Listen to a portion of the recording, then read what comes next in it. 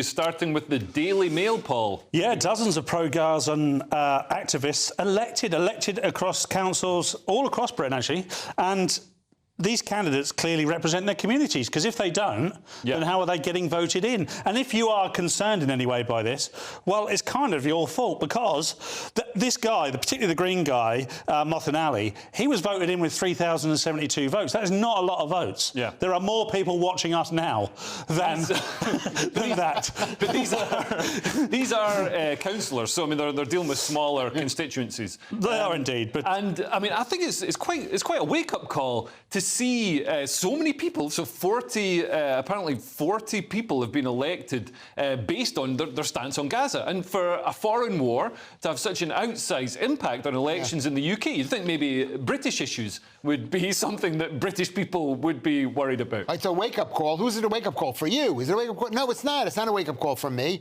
I don't know who it's a wake-up call for. Because you voted for... I'm not allowed to vote. I'm not allowed to vote, and thank God I'm not allowed to vote. I'm afraid where I put my vote. The point is that there are now 3.5, 4 million people in a country of 65 million or 70 million people. That's a lot of people, and they're all young, and they all vote in a certain way, and they all have a belief system. And if Labour thinks that they're going to get away with this, they're not going to get away with it. And we've got a clip of the Green Party candidate for I'm not sure exactly where, it's Mothin Ali. We've got a clip of him when his victory was announced.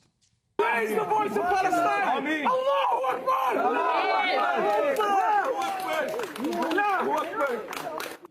I mean, Green Party candidates have changed a bit since I was a kid. You used to have woolly jumpers and, you know, please recycle responsibly, and now it's Allah Akbar.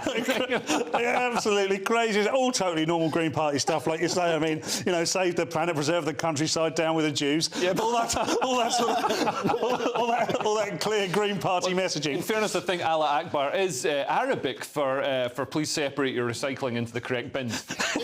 Is these people, these pro-Gazan people, it's I think people are beginning to I don't think they're beginning to realise it. I don't think they realise it. I think it's the end of the country. It's time to...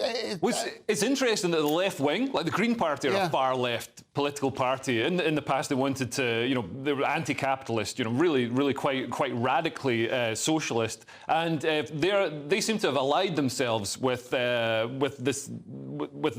Muslim vote, with Islamists to a certain extent. And what's happened in other countries, I mean, if you look at Iran before the Iranian Revolution, so the leftists allied with the Islamists to depose the Shah, and then once they'd done that, the Islamists were in power and they executed the leftists. So, you know, some of these Green Party members, I'm looking forward to it. I'm looking forward to our future in 20 years when we have the, you know, we start.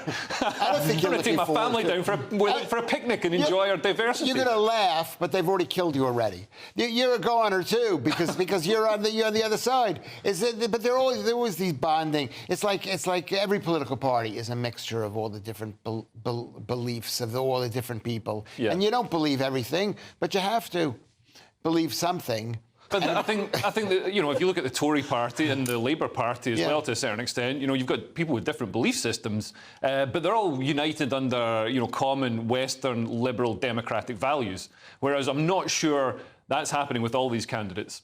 I disagree with you. I don't think no evidence at all. No, I think the Tories and the Labour, I think when it comes down to it, let's say we live in a world where it's just the Tories and the Labour, they will hack each other to death. Okay, I don't think they will.